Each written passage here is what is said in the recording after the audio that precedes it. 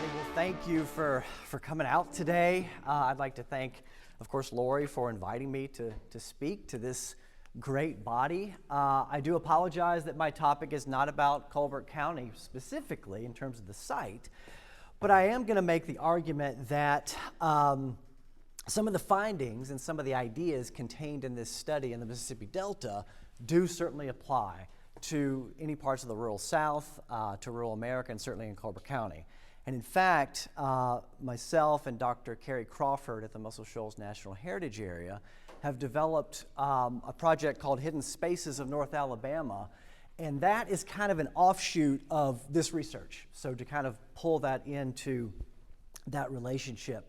I want to do a couple things today. The first is I'll kind of give us a spatial idea of where we're talking about, so bear with me here as I scroll through my slides. So this is Cleveland, Mississippi. Anybody ever been to the Mississippi Delta before? Yeah, familiar with it? Anybody ever been to Cleveland, Delta State University? Okay, good. So as you can see, this is Cleveland. Cleveland is surrounded by cotton fields to this day. It's been that way for a long time. And we like to call it kind of a patchwork, but you can see as you look at and read that landscape, I regard it as quite beautiful, but I like to say that this is a human-dominated and constructed landscape. Who knows what this looked like before people cleared all this landscape? Pretty close to the Mississippi River. It was a big swamp, massive swampland. Mosquitoes, malaria, all that good stuff, but lots of flora and fauna. And so what I'll talk about today is I'm going to situate sort of Cleveland, which is in Bolivar County, and you can see two yellow pins there. The first to the bottom is the site I'm talking about today. It's called Old Hickory. And then you can see kind of diagonally there to the northwest is the second site that I'm arguing has a similar historical value as does Old Hickory. But bear in mind, none of this is official history. No one's ever really done a study to think about how this resonates in local communities. So I've got kind of three broad points that I think this study is attempting to do. And I will say this is kind of a cut draft version of a book chapter. So this paper is going to appear in an upcoming publication called The Public History of Trees, by University of Massachusetts Press, and that's coming up in the next few months. And so the idea as public historians is how can we use things like trees and natural landscapes to do and interpret local communities in more complete ways. And so we weave in environmental history, we certainly weave in local memorialization and landmarks and that kind of thing and that mentality. But what I'm going to argue today is that places like Old Hickory exist all over the place. And you may be thinking now that, look, I grew up in a rural part of the country, and there was a tiny patch of woods that I felt an affinity for, right? Or maybe it's a park somewhere that you felt an affinity for that no one has connected to the weight of history. And that's kind of what this study is meant to do. I want to kind of organize this as I deliver this paper around three sort of central themes, I guess, if you will, as I revise this and it goes finally into the book. But the first is, I do make an argument, as Lori said, that what we're looking at here, Old Hickory, we're looking at successive generations of children basically creating a cultural landscape in these little woods. And it's tiny. I'm about to tell you how big this is. It's really tiny. But as they made these changes, they both mimicked the values and alterations wrought by industrial agricultural practices in the mid-20th century, but they also safeguarded this remaining collection of trees and their unique characteristics within the post-clearing, what we call bioregional context. And I'll kind of talk about what I refer to there. The second thing I do is I try to ground this in existing scholarly interdisciplinary literature. So for example, lots of folks are looking at something now called affect theory when they talk about memorializing different parts of the landscape. And when I say affect theory, I'm talking about the emotional core of a given place. And sometimes historians, we get way too clinical in academics, and we sort of disregard the place of emotion when we think about places that matter to us.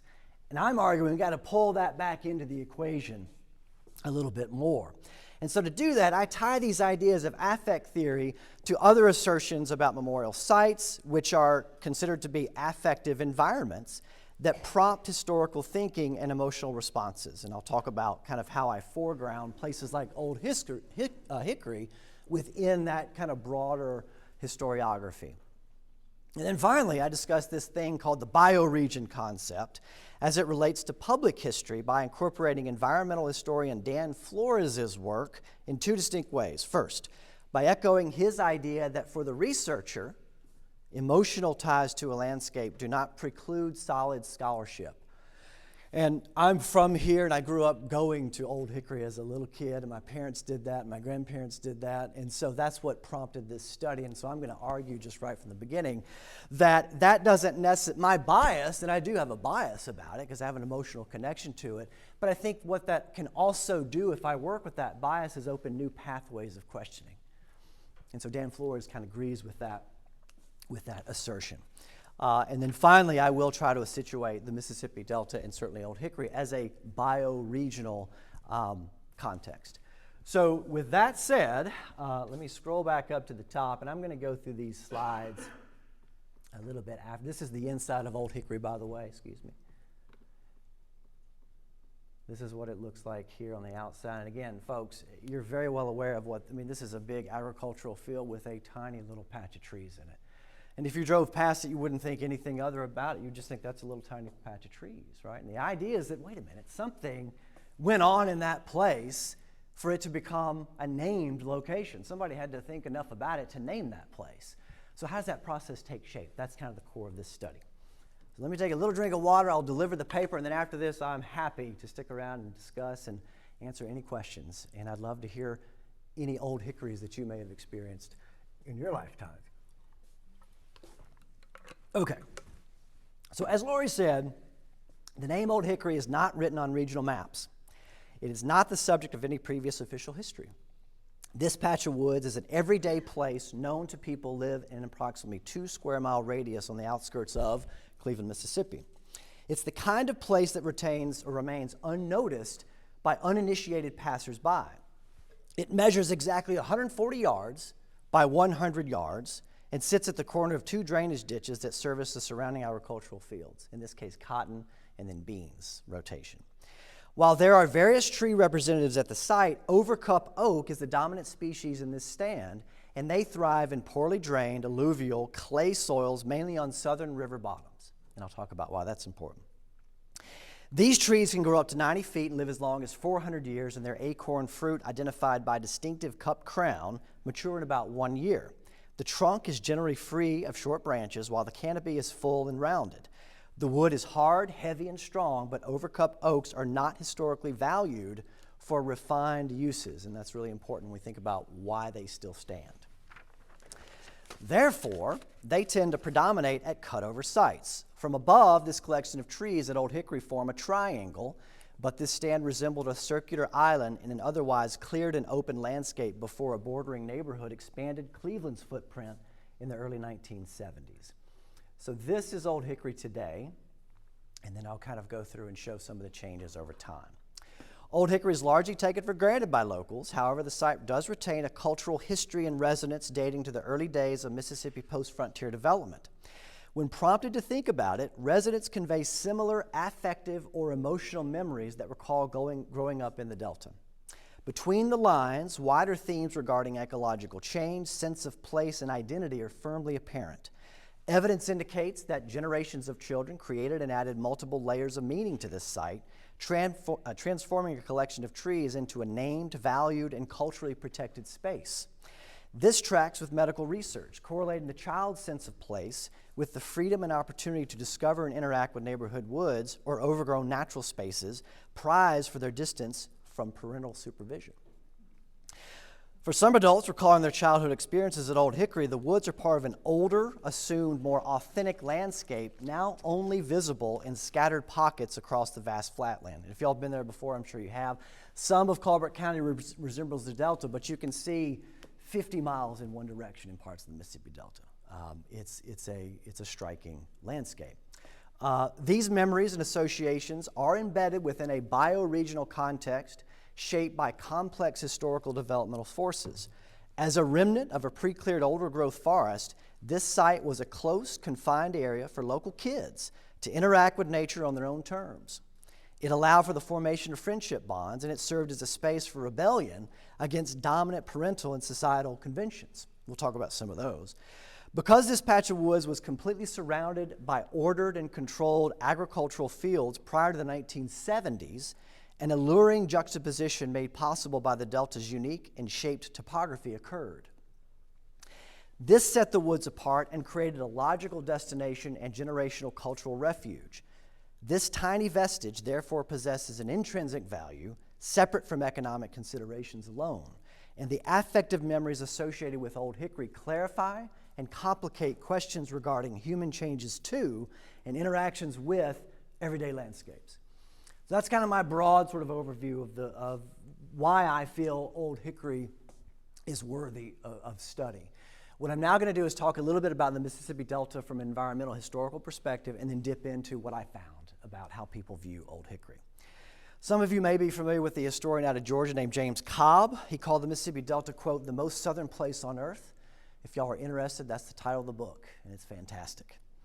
In his influential book about the region published in 1992, he was interested in the historical development of a place defined by complex competing realities, severe poverty, severe racial violence, oppressive heat, but intertwined with lavish wealth, artistic genius, extreme beauty, and a lingering impression that geography and dirt connected all.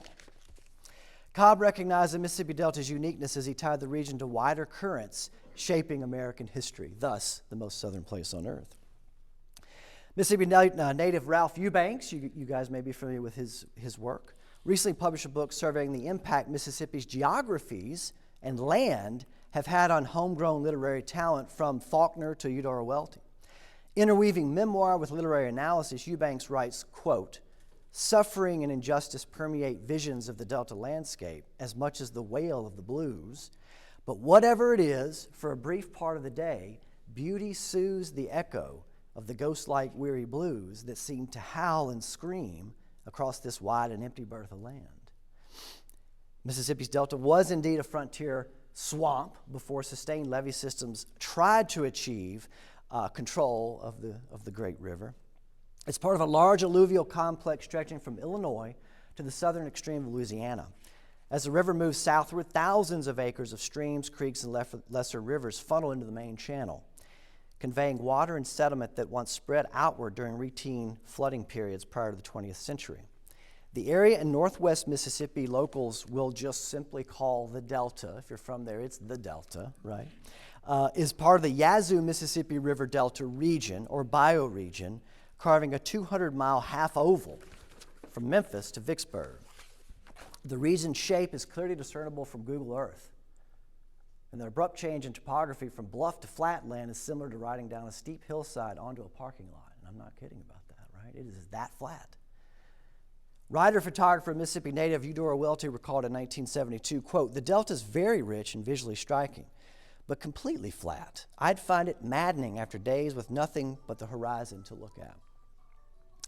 Thick forests and varied tree populations have existed in this region for many thousands of years, sheltering immense varieties of flora and fauna. Hernando de Soto encountered jungle-like conditions as he traversed the Delta in the 1500s, while subsequent pass-through expeditions revealed fleeting glimpses of deep soils hinting at future agricultural potential. The trees were part of this broad southern bottomland hardwood forest that blanketed much of the region until the early 19th century, late 19th century, I should say. Native American groups lived on and worked these bottomland zones prior to European settlement, and they altered their environment by controlled burning, very similar to this part of the country. This process created a southern landscape of prairies, fields, savannas, woodlands, and dense forest. European settlers continued these burning practices, but their subsequent steam and mechanized technologies accelerated burning scale in these northern provinces, while intensive logging carved open spaces out of the thick bottomland regions. In the 17th century, forests covered an estimated 90% of the entire acreage of modern-day Mississippi. By the early 1800s, as land values in the Delta were rising, parallel to the idea of taming this wilderness for cultivation, largely cotton, James Audubon wrote vivid descriptions of immense old-growth forests covering this region, offering protection for a huge variety of animal species. Relatedly, oxbow lakes created from the millennial swings of the river dotted the region, held in place by cypress trees, recalling this ancient flora. And if you ride through the delta, you can know where the water is by seeing cypress on the horizon line.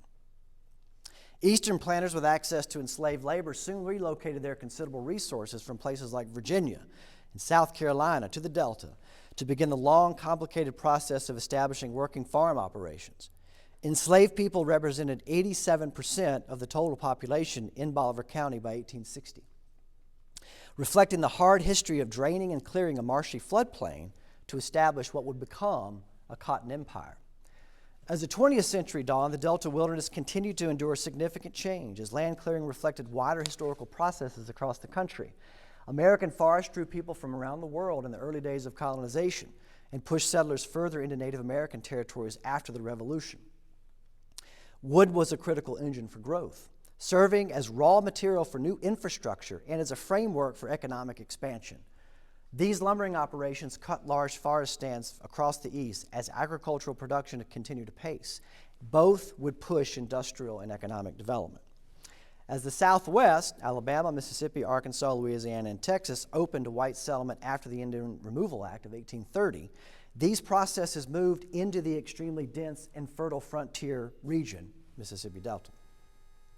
Environmental historian from Finland, who we had the great honor of bringing to UNA this past year, Mikko Saiku, writes, his focus, oddly enough, is the Mississippi Delta, all the way in Helsinki, Finland. But he writes that these lumber and clearing operations of southern timber stands had reduced the primeval forest by 40% by the end of World War I. That's a pretty fast turnaround. In 1911, W.W. Boone, who was the chief engineer of the Bolivar County Drainage Commission, so this is an official sort of looking at these changes and thinking about potential, reflected upon prevailing attitudes about land control and regional development, writing, quote, "The time was ripe and conditions demanded that the thousands of acres of rich swamp and timbered lands lying useless and a burden for a lack of drainage be reclaimed and turned into channels of what he called usefulness." Walter Sillars, some of you may be familiar with Walter Sillars, Delta native, cotton planter, and Mississippi Speaker of the House, wrote about Bolivar County in 1924. He wrote a whole history of Bolivar County in this era. He conveyed an excited boosterism that connected progress with human mastery over a subdued landscape. Bolivar County was, according to Sillars, quote, "a vast, open stretch of the most fertile land in all America. There are no hills, only a few scattering entering mounds. Because of this, quote, every foot of land is capable of cultivation. There are no wastelands or obstacles in the way of tillage." So Boone and Sellers utilized kind of a contemporary value system in the United States, as well as within forestry management circles in the early 20th century, that emphasized the exploitation, use, and development of resources, dominance of economic over non-economic values, and human control over nature. By the 1930s, approximately 3/5 of the Delta had been cleared for ag pursuits, with cotton serving as the dominant crop. Today, agriculture still dominates Mississippi's Delta landscape, while forests cover only between 5 and, at the highest range, 25% of the region. It used to cover 95% of the region. What remains is an open, flat land utterly transformed by the human hand. This striking cutover landscape was largely in place by World War II, and the remaining forests and collections of trees stood in stark contrast to the meticulously sculpted and increasingly weedless agricultural fields stretching for miles. With so many acres in land cultivation, the spatial organization of the Delta assumed unique characteristics compared with other parts of the country. This is that bioregion concept I was talking about. Why are certain places on the earth unique, and why do we think they're unique? Right? There's actually real characteristics to them, right, that we ascribe as being unique.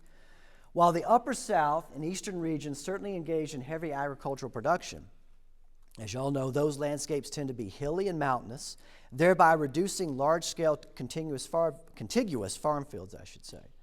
Since the Delta is essentially and realistically a giant floodplain, once the forests were cut over and the swamplands drained, the landscape opened. Private farming operations could therefore butt against other landowners engaged in agricultural production, and the Delta assumed its vast garden-like appearance. The remaining trees and understory demarcated field ownership. often rendered in thin, straight lines. So if you're thinking about this, you're looking across, it looks like an ocean. And then you see way in the distance just a thin little strip of trees. And that usually is the demarcation zone between ownership of fields. And I know I'm preaching to the choir on a lot of this for us here. But these trees, the tree stands in the middle of these boundaries, however, were anomalous, surrounded by these managed farm fields. The affective impact of this spatial arrangement is palpable and often overwhelming, as an unfettered horizon line seems to melt into the sky. At night, dense networks of stars pierce through the blackness as rows of lights appear from towns in the far distance. Again, a very sort of affective environment. The Mississippi Delta, therefore, is a place of inherent contradiction, echoing discordant themes in American history. Delta landscapes physically harbor this ambivalence, and it's tempting to overlook the social, cultural, and ecological consequences of human-induced development while watching amazing thunderhead clouds billow up and out as they cast anthropomorphic shadows on a perfectly flat Delta stage. The current distribution of Delta towns, agricultural fields, and developed areas reflect historical, cultural, and ecological patterns centuries in the making. And these alterations to the land directly impact the way humans and animals organize their daily routines and understand their immediate world. That's digging into this notion of sense of place and identity. Now, before these drainage and clearing transformed the land for massive scale agriculture, the Delta was also home to a wide variety of animal species. You may know of the ivory-billed woodpecker, a famous example of this now extinct native bird, but wolves, cougar, Carolina parakeet, bear, and others also called the forest of the Delta home. As contiguous forest habitats disappeared, the tree stands grew distant from each other, however, and animals felt increasing pressure to locate other sources of cover and sustenance, causing other changes down the chain. Extinction rates increased as this process intensified. In the book, This Delta, This Land, again, Professor Seiku connects large faunal extinctions in the Delta with established biological theory, suggesting, quote, newly formed fragments of forest that previously composed larger islands tend to be supersaturated with species that cannot be sustained for long. Now, why do I talk about that? Let's bring in William Faulkner. Some of you may be William Faulkner fans, right? Wrote a lot about the Delta. He was fascinated by it, but he was up there in Oxford, which is not the Delta. It's hill country, right, if you're from Mississippi. But he was fascinated by this region. And y'all may have, there's a story he wrote called The Bear, which I'll kind of reference here and again. But in, quote, The Delta and Yoknapatawpha, the layering of geography and myth in the worlds of William Faulkner, Professor Philip Gordon surveys the many ways Faulkner intuited these human and biological processes as the Mississippi author incorporated the Delta in his work. In that story, The Bear, Faulkner captures the impact of land clearing and cotton expansion, in which a disappearing wilderness is being overtaken by the saw while ancient characters negotiate this new reality. So as Gordon writes, he's kind of thinking about how Faulkner's doing this. Gordon writes, conveying Faulkner, but the wilderness is only apparently impenetrable. Boone, the character, will kill old Ben. The old Chickasaw hunting guide, Sam Fathers, dies at virtually the same time. Within 2 years of killing old Ben, Major Despain has sold the old hunting camp to a logging company. When Ike travels to the old camp 2 years later, he finds in its stead a lumber mill and newly laid railroad. He finds Boone hunting squirrel in the one remaining tree in a vast clearing, the tree teeming with squirrels because it's the last place they have for refuge. Boone warns Ike clear with the hoarse exclamation, quote, get out of here, don't touch them, they're mine. Indeed, he should feel proprietary. This is all that is left of that old wilderness, one tree full of trapped squirrels. And I kind of use that as a device to think about old Hickory as well, which I'll talk about here presently. But here's what Gordon is saying about what Faulkner's talking about. He's talking about Faulkner's take on the changes to the human and non-human Delta world. In this reading, the lone tree stands as a signifier of change, inhabiting a charged space in which people and animals must find new ways of relating to this changed landscape. The squirrels are crowded as they retreat to the last few natural spaces of cover, while the hunter desperately fights to maintain some semblance of ownership and control over a world he feels is slipping away. The tree is an anchor to the past and an active agent within these ongoing dramas. and the lives of all are intertwined in this historical and ecological matrix. Taken further, this passage reminds us that identity is bound up in our everyday routine interactions with unofficial landscapes. And by that I mean non-memorialized landscapes, just places that we know of that we don't consider to be historic. And this has clear implications for management and preservation practices in rural communities. Let's get to Old Hickory now. So I call this chapter an island of trees. So when it comes out in the book, it'll be called Old Hickory, an Island of Trees. And indeed, it was an island. It is located on the southern edge of Cleveland, Mississippi, as we've established. Now, incorporated in 1886, Cleveland developed as a railroad town as one of 2 county seats for Bolivar County. Between 1900 and 1933, the town's population and residential housing stock expanded dramatically, while local timber operations cleared surrounding fields for cotton production. Delta State Teachers College opened its doors in 1925, offering post-secondary training for whites and ushering in new development to accommodate teachers and students. By 1940, residential housing had expanded to within half a mile of the Old Hickory site.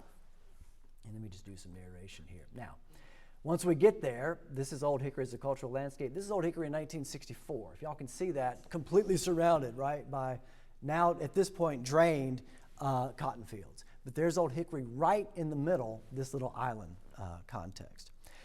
Now, as I said before, I was born in Cleveland and lived there as a child. My family moved to Virginia in the mid-1980s, but I've always had a visceral connection to this place. As a public history graduate student, I studied blues tourism in the Delta and spent countless hours driving across the region with fresh academic eyes. When back in Cleveland, I found myself going back to Old Hickory that I remember from my childhood just to make sure it was still standing. Indeed, it was. I grew curious about similar experiences or recollections about this place. So I started asking family members about it. Their stories and memories were similar to my own. It was clear the site had a cultural history much longer in the making than I assumed. Why did this tiny patch of trees survive the clearing process that made way for valuable cotton? What could this seemingly mundane space tell us about local memory, what it means to be from the Delta, and how people interact with and use these nearby landscapes? So I visited again in 2019. I walked across that. I'll show you some post pictures, but this picture is important for now. But I walked across the big, at this point, fallow field in late spring, and it felt quite familiar, an affective reminder of when I last peered into these trees 30 years ago. A path leading into the woods bordered a drainage ditch separating the adjacent neighborhood and the site. Once inside, I saw the same tamped trail systems that I remembered as a kid, with pools of standing water punctuated by low, swampy vegetation, but very mature trees. I noticed someone riding an all-terrain vehicle, a four-wheeler if you're from the region, as we call it, at that distance. I motioned and a teenager named Edgar rode up to me. Through serendipity, I was able to field test very early questions and compare my own childhood recollections with Edgar's teenage contemporary thinking and experience. Edgar was, and continues to, an amazing informant. He confirmed that the site is still called Old Hickory, and that he and his friends had been going there since they were little kids to, quote, mud ride and swim in the holes. He remembered initially learning about the site through, quote, friends and their parents and family, and indicating knowledge passed down around local friend and kin networks. This place, he said, has been important for everybody around here. After school, anytime I need time for myself, I just come out here and ride. And that's what he was doing. Again, a seemingly mundane activity in the rural South, but pregnant with meaning.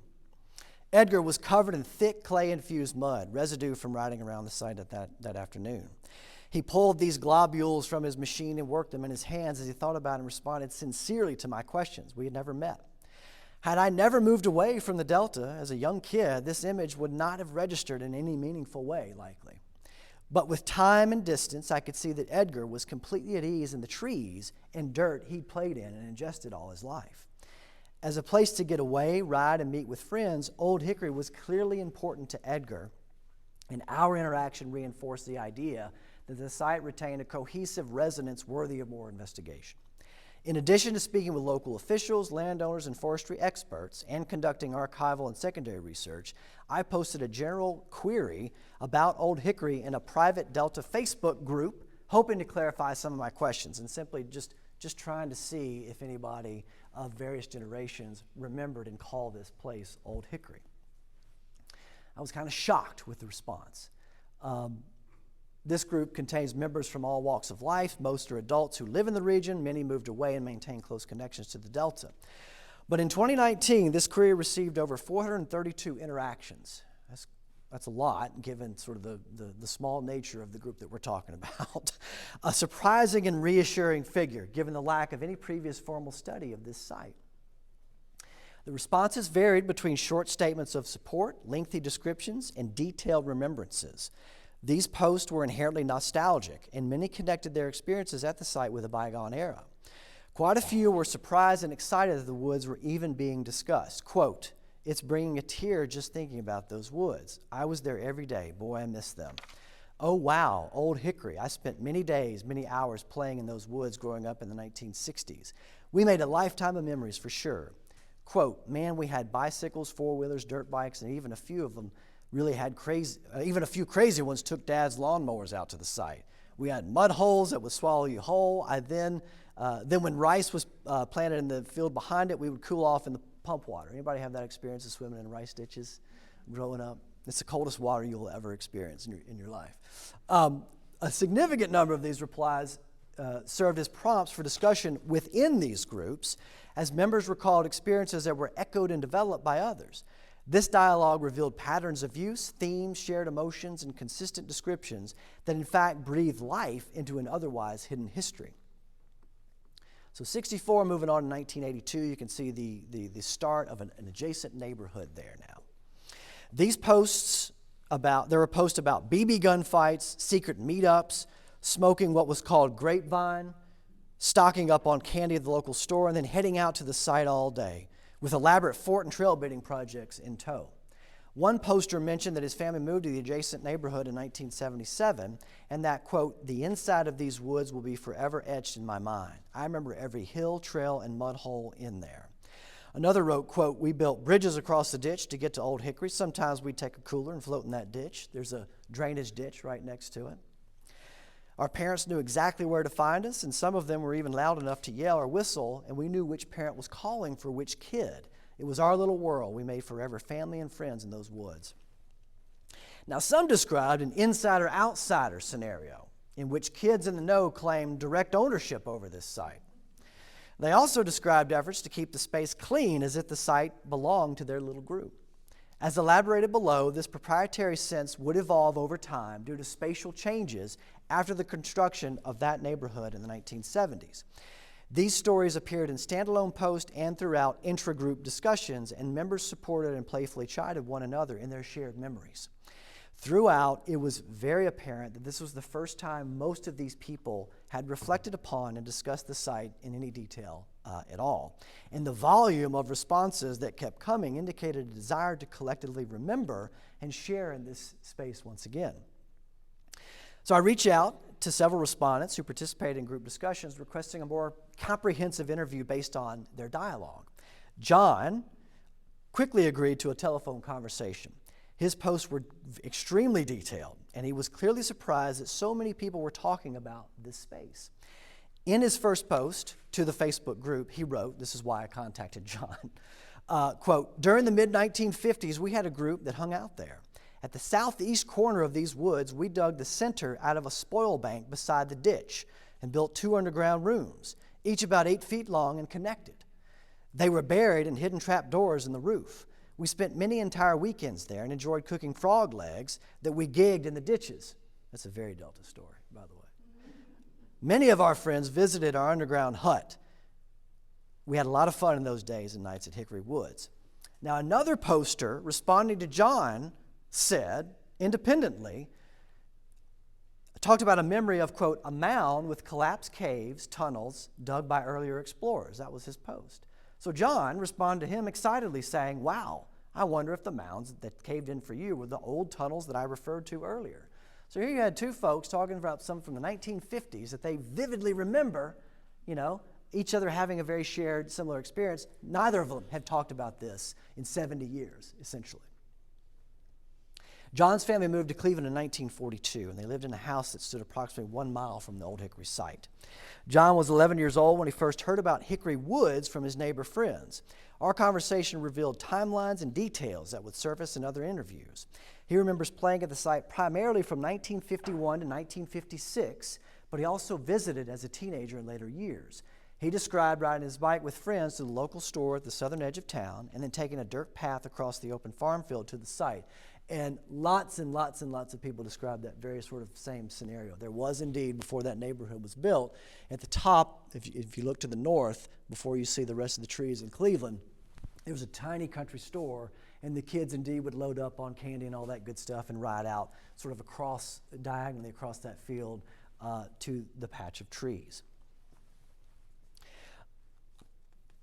At this time, Old Hickory was the only stand of woods he could recall in the area, again confirming this notion of the island effect, that it looked just like an island of trees in this broad set of fields, I should say. He mentioned that there were, quote, not many other places to go, and that this was our non-adult world away from home, again, echoing that medical research I mentioned in the introduction.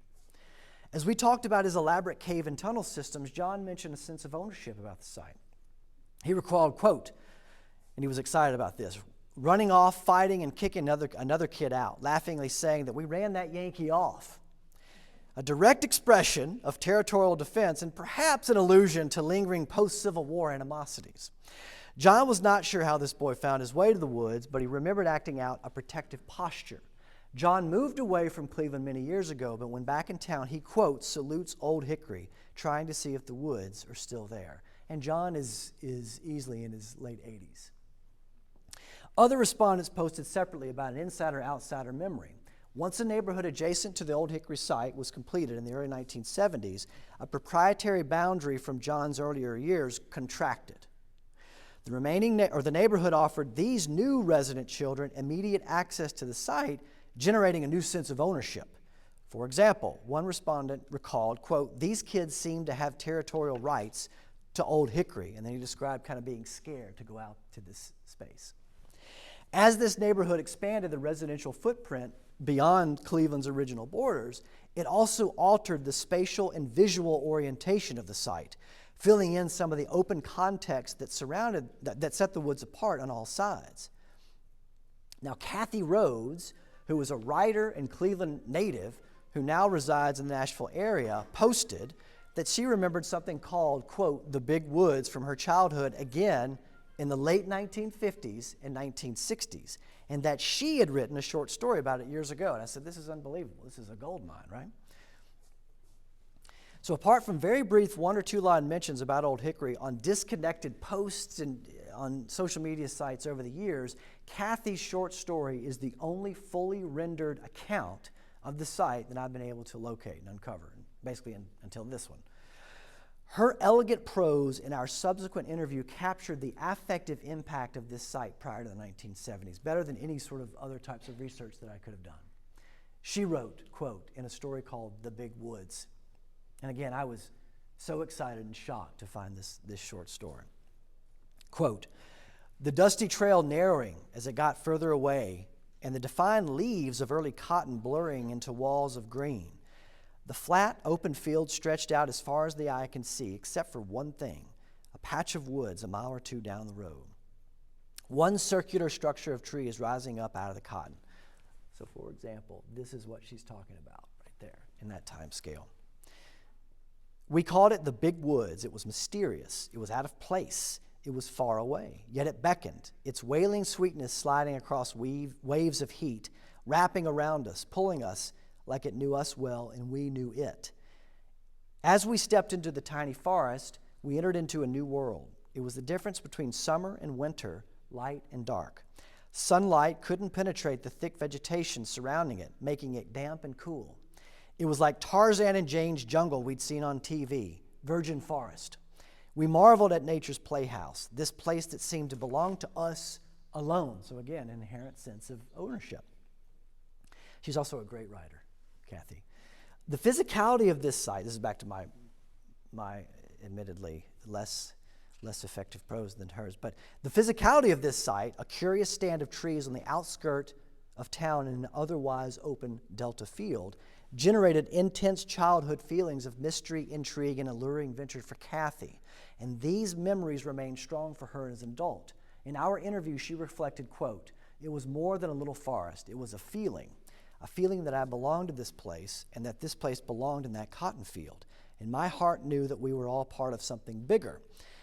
Maybe all Delta-born children," she said, "are connected to the spirit of place with a sense of belonging and a longing to be there." So for Kathy, clearly an indelible part of her childhood. Now, during the course of this research, I learned that the city of Cleveland had recently acquired the land in which Old Hickory sits. So they had now acquired basically that entire agricultural field context that you now see Old Hickory. So let me move now into the semi-present. That's the inside of Old Hickory. But this is what Old Hickory looks like today. And that they were actively planning to build a soccer complex out the site. I then wrote a letter to the mayor of Cleveland informing him about my project and discussing that the site was in fact a cultural landscape that was clearly important to local residents over quite a long period of time. He responded immediately and generously offered to help. Mayor Billy Now is a lifelong Cleveland resident, and his father's construction company actually built the neighborhood that sits right next to Old Hickory back in the 1970s. Mayor Billy Now, also played in these woods as a child in the 1960s, so his recollections and our dialogue about the site proved invaluable. Mayor Now felt the trees remained standing originally because it must be a low water retaining area. This gets back to why didn't they cut these trees down? Why do they still stand? And not worth the effort and expense to clear years earlier. So I was intrigued by this notion. Again, why would someone not cut down these trees, even with modern leveling techniques that every farmer in the Delta can do? Why would they not cut this stand down? Now, he said if this were not the case, his father certainly would have attempted to cut down those trees when he began construction on the adjacent neighborhood. So I was curious. So I invited Dr. Brady Self, Associate Extension Professor of Civiculture at Mississippi State University, to come over and kind of visit the site with me. He corroborated this line of reasoning, and he essentially said, he identified concentrations of overcup oak trees at the site. As stated previously, these trees thrive in low, wet areas with clay soils, exactly the content found in Old Hickory. Dr. Self also cited the prevalence of elevated pH values in similar ecological spaces and zones, and he equated these areas with overcup stands and lower crop yields. So that might get into some of the scientific justifications of why this site was not both cut down, but that wouldn't be viable for agriculture originally. Therefore, it's likely this ground simply would not support consistent agricultural practices. Now, Dr. Self's analysis of this site also supports Dr. Seiko's environmental history of the Delta, and this is before Dr. Seiko was able to see this research, which established, quote, that early logging operations had customarily concentrated on timber stands of highest economic value. Consequently, half of the remaining old-growth forest was dominated by overcup oak and water hickory, two species that in 1932 were in limited demand. A 1934 U.S. Geological Survey topographic map of the Cleveland area documented a stream running north to south, either directly through or next to what would become Old Hickory. And you can see remnants of that stream. Can y'all see, if you look at the patch of the trees, see the neighborhood there, then you see what looks like kind of a faint line running directly sort of north to south. That's an original stream bed in the Delta that I think helped to establish that low wet area that is now Old Hickory. So, 1943, Agricultural Adjustment Administration aerial images displays a strip of woods running parallel to this stream's location. Most of this strip of wooded area, along with the stream, completely disappeared when the surrounding fields were prepped for planting by the mid-20th century. Modern aerial images, and I'll show, shows a clear subsurface trace of what appears to be the stream footprint running to the south of the remaining patch of woods called Old Hickory. So that's what I'm talking about there, directly to the, actually, let's see if we can see it better. Can't really see it on that one. You can see it there. Can y'all see that? It's kind of a darker area running directly to the south. Okay. So these early maps and images therefore indicate a feature that likely contributed to prolonged periods of standing water in the slightly lower elevation found at the site. And when I say lower elevation in the delta, it's as flat as this floor. So an elevation that's a millimeter below that would hold water, right? That's what I think happened. A soil survey from Bolivar County published in 1958 indicated that, quote, most of the county has been cleared and all the forest has been cut over, and that small areas of timber are distributed throughout the county, mostly on poorly drained, heavy soil. So what does all this mean? This all suggests that Old Hickory is reflective of an older growth forest that was cut over in the early 20th century, and that the economic value of those trees on this damp, low ground was deemed insufficient to the concerns of planters and developers in that era. That might seem obvious to us, right? When we start to think about why do these places exist, but because they were left standing, what happened as a result, right? As the forest around this site receded, this is back to Faulkner's bear story. The remnant stand was a physical anomaly within a cleared and ordered agricultural context that took on new meaning for kids seeking a secluded place to gather and play.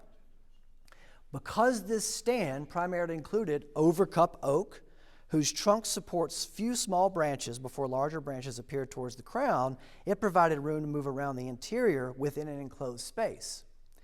As multiple generations of children visited, carved trails, and left their own traces, their accumulated experiences added new layers of meaning to this site.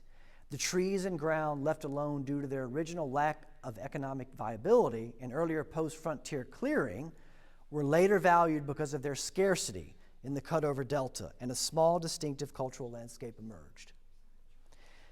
So, to me, this was interesting, and I felt like we had kind of gained some ground in understanding why this tiny sort of vestige remains. But then I had another conversation which kind of blew me away. Old Hickory also attracted Dr. Alan Fiducia as a child in the 1950s. It was part of a larger 80-acre tract owned by his family, with cotton and soybeans farmed primarily by tenant farmers, actually until 2019. Now, Dr. Fiducia is the S.K. Henninger Distinguished Professor Emeritus of Biology at the University of North Carolina, Chapel Hill. He is a leading scholar, literally a leading scholar, in the evolutionary origins of birds, and his work complicates theories that posit a direct line between dinosaurs and modern bird species. While he hasn't lived in the Delta for decades, he maintains a deep connection to the region at Delta State University. And as you can imagine, as a source, I was both shocked and much more excited to find out that Dr. Alan Fiducia, this world-class ornithologist, basically is from right here and valued this site. After informing him of my research, Dr. Fiducia wrote to me in a lengthy response, quote, saying, "It is absolutely amazing to me how many people saw that little piece of property as something of value. And for me, it was an integral part of my childhood. While he is uncertain exactly when the woods acquired the name Old Hickory, he does maintain that it was known as Old Hickory when he frequented the site in the mid-1950s, suggesting the site's name and cultural value have existed for some time. He also credits Old Hickory as a catalyst for his early interest in biology and later career, adding, quote, "I suppose some 5 or more of my Eagle Scout natural history merit badges owed a large debt to Old Hickory." That still really astounds just me, maybe. But while Fiducia was delighted to hear that Cleveland had received a grant to build a soccer complex on a portion of the surrounding land his family sold to the city, he also revealed to me that as part of this sale, quote, he urged, if possible, that Old Hickory could be preserved as a remnant of the original Delta. Like Kathy Rhodes, Dr. Fiducia feels that Old Hickory, quote, shows what the Delta landscape was like prior to clearing. All of these social media responses conveyed a similar sense of place value, and their posts revealed emotional ties between the physical site and their childhood. This evidence also supports broader research by USDA regarding Southern attitudes about the environment, suggesting, quote, an emerging non-economic orientation to forests in the last 30 years. Now, how does this apply on a global level? Concepts like natural capital, which is a concept that was developed by Stanford University and is used all over the world, are quantifying the value of forests and natural landscapes, measuring returns, tangible returns on investment if municipalities, countries, towns, and cities include forest and natural landscapes within their developmental strategies. These projects offer frameworks to argue for data-driven conservation of natural resources by converting seemingly intangible assets, old hickories of the world, into economic value. Natural capital assessments display the clear benefits of trees in natural undeveloped areas if they remain intact. Combined with more specific understanding about how communities perceive local natural areas, these initiatives offer practical justifications for including nature within our modern world. Studying small, everyday sites like Old Hickory may therefore add to this data and help to clarify wider shifts of environmental attitudes, especially as the impacts of climate change become more apparent. Now, it appears that Old Hickory will remain standing, even as its surrounding context witnesses another significant change. Mayor Now has expressed a desire to mark or interpret the site in some way, acknowledging his personal experiences with the woods, their connection to the community, and the preservation interests conveyed by Dr. Alan Fiducia in the land sale. As this next phase of development continues, Old Hickory will no longer resemble a partial island, and its position between the neighborhood and soccer complex will certainly create a new visual and spatial dynamic. There it is. The transition from commercial agriculture to organized recreation will have immediate impacts on land use and public perception, as new infrastructure and access routes will also alter the way locals approach and even think about these woods. The dialogue from the land sale, as well as this project, have also introduced questions about historical and cultural relevance, and this information will play a role in shifting perceptions about Old Hickory. This work will likely contribute to some type of heritage recognition at the site, a change that is both beneficial, but not without complication or even negative consequence. The new soccer complex will provide a needed space for organized play and recreation, undoubtedly, while decreased usage of agricultural pesticides in this immediate area should contribute to a healthier ecosystem. Old Hickory might survive for another 100 years, offering opportunities to experience a unique Delta landscape, but official recognition and visitation may also bring unwanted attention and structure to a space previously understood as a hidden local privilege and unofficial oasis. These complexities are inherent in any type of public historical work and with any type of local development. While the ramifications of entering and interpreting spaces like Old Hickory must be fully considered, including how and whether to recommend preservation strategies, the potential for useful knowledge regarding how these sites function within local communities is clear, I argue. Local residents should participate in this information exchange, and future efforts to interpret or preserve these landscapes would benefit from sustained community research and input. Overall, this study has only provided a brief glimpse into a long and complicated story. Social media feedback, interviews, and fieldwork all suggest that children have played a direct role in creating and maintaining a distinctive cultural landscape in Cleveland since at least the mid-20th century, and I argue far longer than that. Knowledge transferred through generations and physical interactions with the woods over time have contributed layers of meaning that anchor the site within the local community and reinforce memories about living in this delta. For Kathy Rhodes and Dr. Alan Fiducia, Old Hickory elicits reflections about what the delta must have looked like before the land was transformed by the human hand, and it prompts deeply personal memories associated with both their formative years and their later lives. To summarize, future research may shift Old Hickory's timeline back a few decades to reveal the genesis of the site's name. We still don't know why it's called Old Hickory, along with earlier associations. It could also uncover troubled histories and stories consciously forgotten, recalling Delta themes related to race and a post-slavery society. Some of those came up in the research. More investigation might also establish the presence of other similar cultural landscapes scattered across the Delta, prized for their obscurity and sustained by local children. If more of these sites exist, it's certainly a safe bet that their visitors maintain strong emotional connections, that span generations and bolster their sense of place. For now, Old Hickory retains much of its mystery as it stands like Faulkner's lone tree, a survivor pulling the present into a survivor pulling the past into an ever-changing present. Thank you, guys. Thank you.